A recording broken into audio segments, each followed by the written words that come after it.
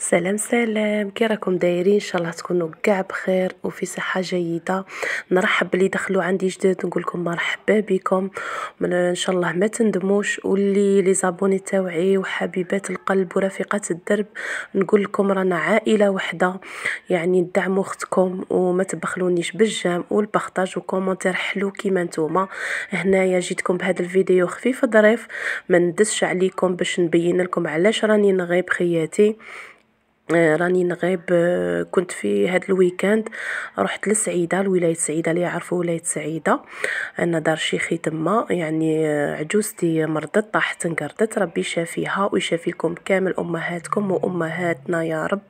الدعاء برك. وهنايا ما دخلتش بكري حتى 10 تاع الليل، جيت عيانة ما صدتش ندير. قلت علاش لا ندير هاد الشوربة، حنا نديروها شوربة بالحليب، نقولوا لها شوربة دويدة ولا فيرميسيل ولا شعيرات ولا مش عارفه كيفاش تقولوا لها.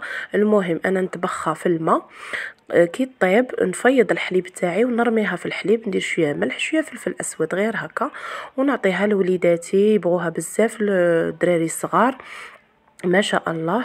يعني كي تجي مقلقه وما يكون عندك والو، راكم تعرفوا ديري لهم حاجه بغيت هكا غير بالخف باش يروحوا يرقدوا، كاين اللي يقراو وكاين اللي صغار. ويعني كانت عندي تاني كداسه هنا راني نعطيهم باش يتعشاو. رانا عائله واحده خياتي درواك. نبغي نشارككم كل شيء ونقول لكم وين رحت وين غبت باش ما تقولوش هذه وراهي تغيب ولا. وانا والزوج كانت عندي السفه في الكونجيلاتور، جبتها وفورتها وكان فيها الدهان، كان فيها كل شيء، سقيناها باللبن الدنيا وما فيها. المهم صبنا واش ناكلو. كما يقول لك البساطه والقناعه. ما تنساوليش هذاك الجام باش تكبر العائله تاعنا، وما تبخلونيش خياتي، وشكرا على دعمكم. سلام.